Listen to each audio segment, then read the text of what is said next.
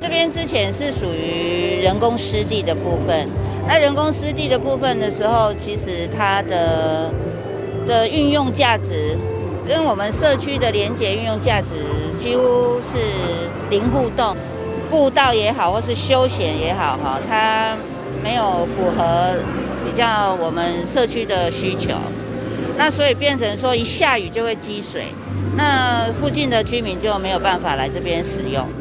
那经过跟市政府还有一些地方议员的争取，希望说能够另外再把这一块那么大的一个3.5公顷左右的湿地，可不可以再利用啊？然后让我们的地方可以有更好的活动空间。所以后来公务局他有来找我们里长，就是有规划一些设计蓝图，然后让我们做参考。包括这个招牌的设计，湾里招牌的设计，它有选颜色，那我们也是选这样子比较，可以有活泼的颜色来代表。所以这个公园的启用会带动我们地方的一些居民更多的使用，所以我觉得是一个我们很期待。那现在已经开始可以启用我相信附近的居民它的使用频率会更高，这就是我们想要的，我们地方想要的。掌握施政3分钟，台南进步向前冲。我们今天特别来到这个湾里休闲公园的开幕。那这个地方原来是一个人工湿地了。那在10几年以前大概就慢慢失去了人工湿地的功能，之后反而就变成一个环境的一个脏乱点，蚊虫滋生。那对于居民或是一般附近的民众，坦白讲，他们都会有一些想法，因此呢，我们就花费了大概3000多万，除了把这个湿地改善，成为一个湾里休闲公园。那这样经过这样华丽转身，不管在特色游具上，或者说在生活环境的优化上，把一个环境脏乱点变成一个环境的亮点。那这个部分我们还会再加强努力。基本上在南区，我们已经好几个大型的休闲公园，譬如健康休闲公园，譬如这个港滨历史公园，譬如黄金海岸的这个公园，公65、公66，还有竹溪这边。事实上，我们在环境的优化上费了相当多的这个心力，但是也无非是希望提供给民众一个好的环境。那另外，在南区过去常常发生的淹水部分，我们也希望能够获得相当程度的改善，让民众路要平，不要淹水，那生活有公园，这样子的部分一步一步的努力，让优化市民朋友们的生活环境。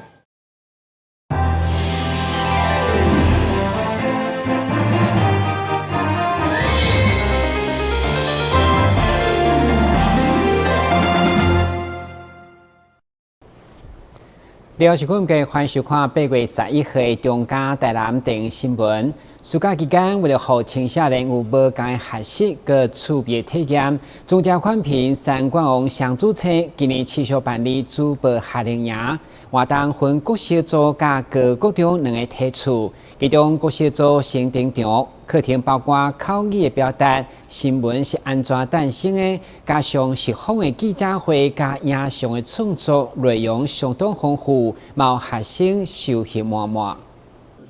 2022新世代主播夏令营，今年的课程主题真特别，首次将元宇宙的资讯载入到课程当中，邀请南台科技大学资讯传播系老师黄崇仪，向小朋友解说元宇宙是如何串起真实世界甲虚拟世界，讲解如何透过 VR 虚拟实境目镜、电脑、手机让元宇宙未来会当用伫咧教学、开会、消费、游戏等各层面。同时也特别伫课程当中加入虚拟偶像制作，让小朋友亲自来扮演。元宇宙里面，它有自己元宇宙里面的鞋子哦，所以现在所有的品牌，你在现实生活中看得到的品牌，在元宇宙里面都有。因为什么？因为我们变成虚拟人物之后，我们也要穿虚拟人物的衣服，对不对？这时候你就怎么样？可以去 Nike 的元宇宙的商店里面去买哦，哇，非常棒，对不对？大家好，我叫林继凡，今天我要介绍我们家的柴犬。他在我们家都不会捣乱。没有啊，是18岁哈。那角色其他的是都记在银行里面。我在学校那个美劳课的时候也有画的。出来用就好了。然后我觉得这个发型还不错看。哦，在元宇宙的世界里面，就是你想要几岁就几岁，你也可以把自己画成一个 baby。介绍我的兴趣。伫体验了做虚拟偶像，过来就是学习如何做记者。中嘉宽屏三冠王双子星主播秦碧纯甲郭文吉特别整理出采访新闻的重点，为发掘新闻、提问要点到新闻伦理等等，全部拢无总数的分享。不过，当学员试着采访时，幽默无厘头的问题，也让现场笑声不断。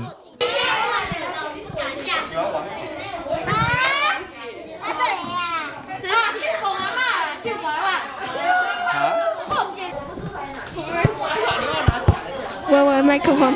不是，不用测试的，各位小朋友，有点不受控了。是对这个记者或主播没有啊，我姐姐来过很多次啦。她姐姐来3年。我们姐姐是哪一位？陈依丽。哦，国中了。曾经台南20活动的中嘉宽屏三冠王双子星，年年举办精彩活动，每一届拢受到热烈回响。这岁活动带领学员了解新闻媒体幕后的工作内容，透过采访演练、点名、写稿、报新闻等课程，让学员体验做记者以及主播的趣味，并邀请业界名师授课。针对新媒体时代元宇宙议题，甲媒体试图受用来做讨论，希望学员会当一边算一边学，锻炼胆量，提升自信，并将身具媒体所具备知识甲技能融合，培养科技甲媒体时代必要竞争力，进而成为有智慧乐听大众。台南新闻张硕维采访报道。台南大学为了增进大学的社会责任，今年甲英华里合作推出高等教育深耕计划，要用艺术来创意设计。其中，大家认同社区的居民共同来彩绘开山路的电箱，在1号正式发表创作。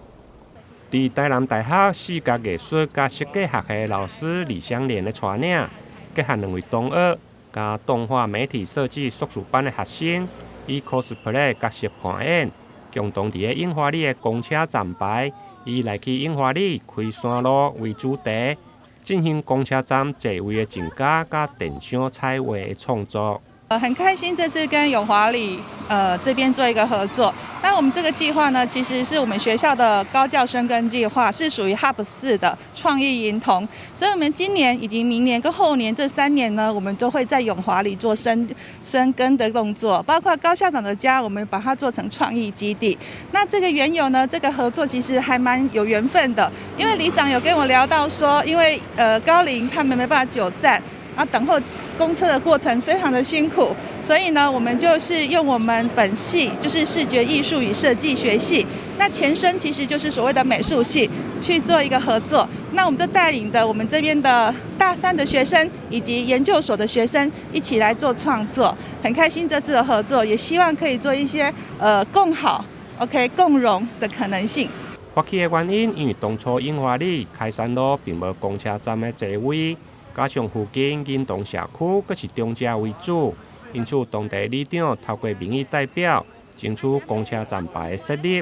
加上区公所的公司协力，将机灵地来立美化，成为艺术创作的好所在。108年的时候呢，我们社区巡守队在社区巡守，发现呢白天的时候，如果长者或是有民众在这边等公车的时候。都是靠在摩托车上因为尤其是夏天天气很炎热所以我们就想说是不是要来帮这个民众争取这个资源，所以就开始透过沈振东议员跟林俊宪立委这边来争取这个公车亭的成立，然后帮他争取之后，我们又想说，这个有一个点，麒麟地这边是不是要来绿化？我们也找了公所公所跟这个。地主这边我们也一起在奔走，希望它能够绿化变成一个亮点。除了可以等公车，也可以在这边有一些艺文活动。另外，在电箱彩绘方面，2位学生蔡玉恒和孙家彤以社区区所乐团为发想，虽然高龄，但利用几何甲块面、街头涂鸦的风格，呈现年轻的风格。当初是接到老师说，开山路有一个乐团叫做枯手乐团，然后我们尝试着把它融入到我们的画作，然后我们使用一些比较年轻的元素，比如说一些几何的方式，然后比较块面的方式来创作，然后参考一些街头涂鸦的风格。然后粉红色的部分主要是，开山路的花，就是日日春，又称长春花，它的花语是，比较年轻的，就是不要把老人家变成说，不要把老的定义变成说是老，要把它年轻一点。上午的创作发表会，台南大学嘛邀请银通社区的长辈甲小朋友共同来完成最后的彩画。现场包括议员、民意代表甲区公所的主笔，嘛拢亲自到场，共同为台南大学甲樱花里的青银共创来见证。台南新闻林根采访报道。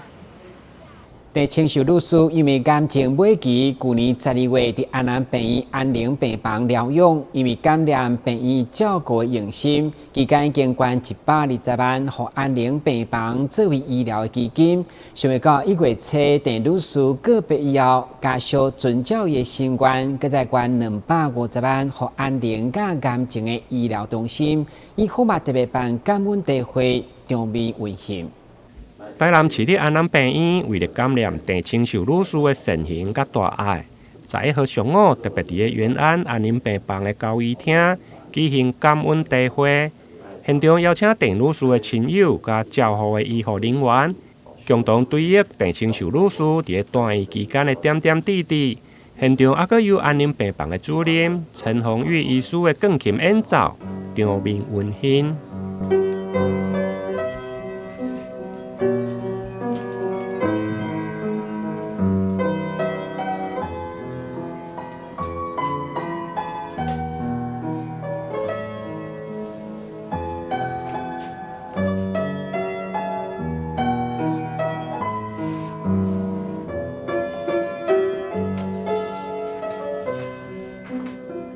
郑女士伫去年12月伫安南病院住院治疗，后来被诊断为胰脏癌的末期，带入去护理之家甲安宁病房来疗养，一直到今年1月5号告别人间。在生进前就捐赠120万予安宁病房，一直到过身以后，家属嘛遵照意愿，搁再协助捐赠250万，作为安宁病房甲癌症资源中心的医疗基金。李病院嘛将遵照郑女士的意愿，妥善来运用，希望将郑女士的小爱化为大爱。为我姐姐郑清秀女士办了一个这么感恩的茶会，也非常谢谢她的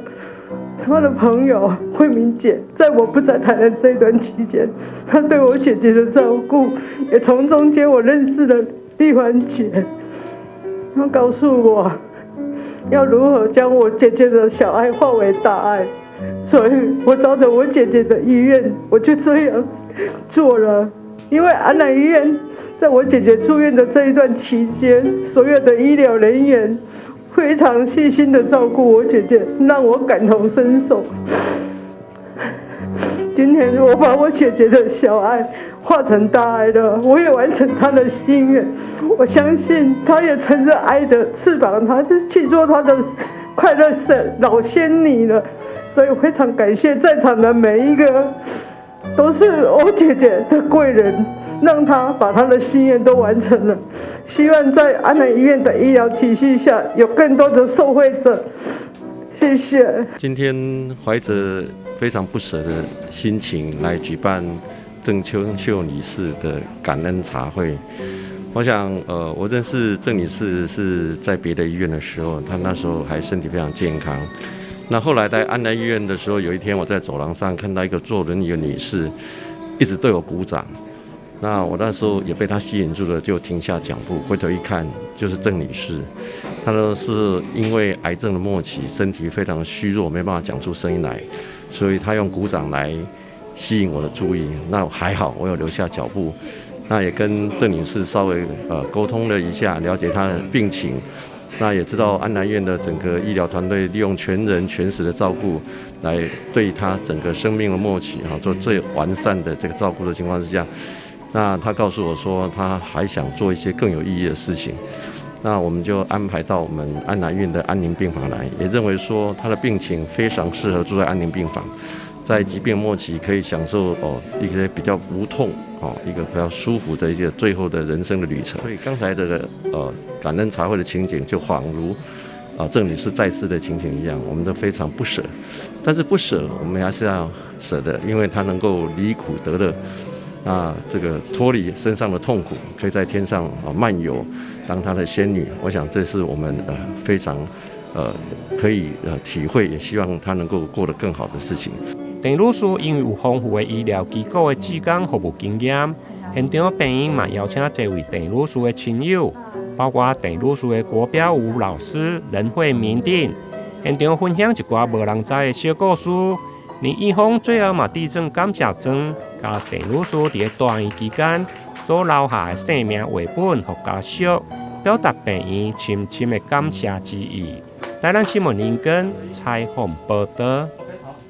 副城才有的做10回时尚，除了摆青牛马软桥卡，文化局嘛推出搬戏的计划，用演戏甲艺术的创作来当大人。该计划为期半冬的培训甲排练，将伫12号开始进行4个场次的成果发表，嘛为呢成年礼留下深刻印象。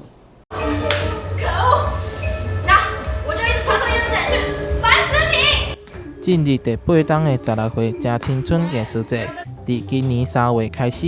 伫大台南地区评选50位16岁到19岁的高中生参与计划，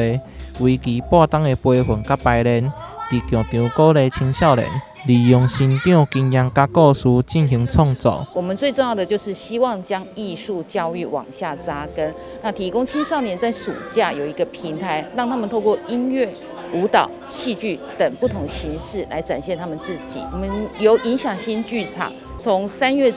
招募我们的50位的青少年进到剧场，来透过我们的课程以及我们的故事的一个编撰，还有在导演的带领之下，完成了今年的作品《爱》。今年度的主题定为爱负一开根号，用爱来探讨存在它不存在的意义。那我们今年的特色呢，就是我们这一次呢，所有的景呢会因为我们的题目叫做爱，所以有点是科技，好像在算数学。那以前人家会觉得说，数学好像跟艺术不太一样，但是其实这些所有的都是在带领我们去探索生命的这个历程。那所以今年我们透过了负一开根号来跟大家讨论什么是存在，什么是不存在，什么是虚数，什么是实数。过去已经累积7场青少年剧场原创作品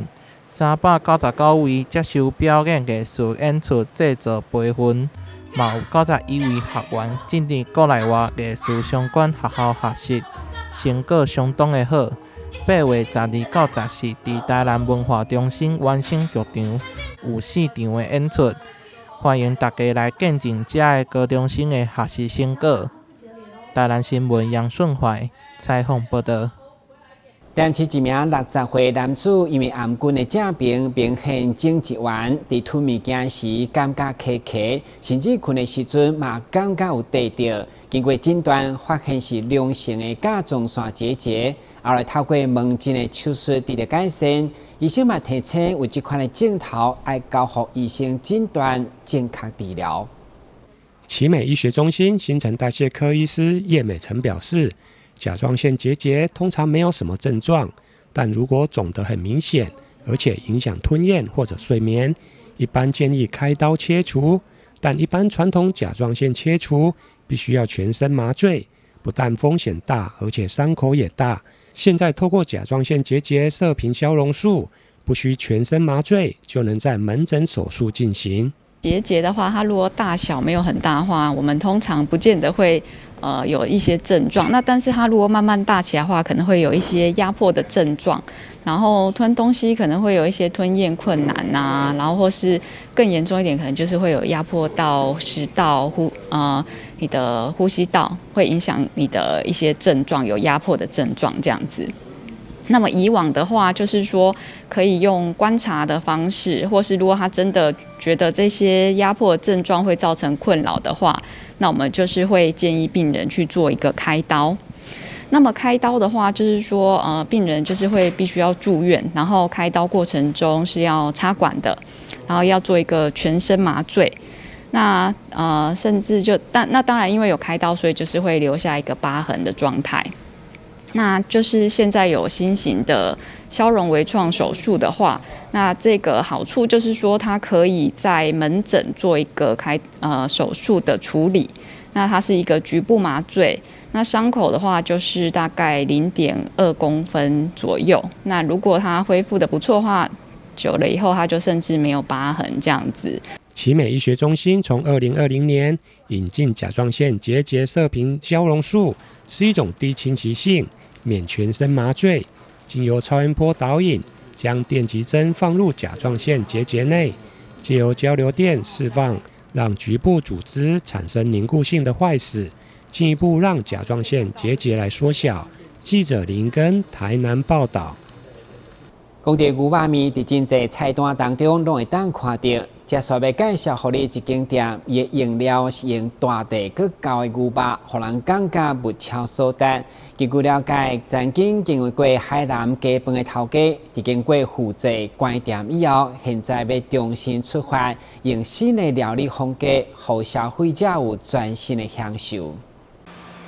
这间位在林雅市场里的非典型面摊，使用空心砖以及榻榻米作为主角设计环境，加上暖黄色的灯光，营造出一种日治到民国初年的独特氛围。是过去成为知名餐厅负责人的老板，在经历变故后重新出发，对料理的不同尝试。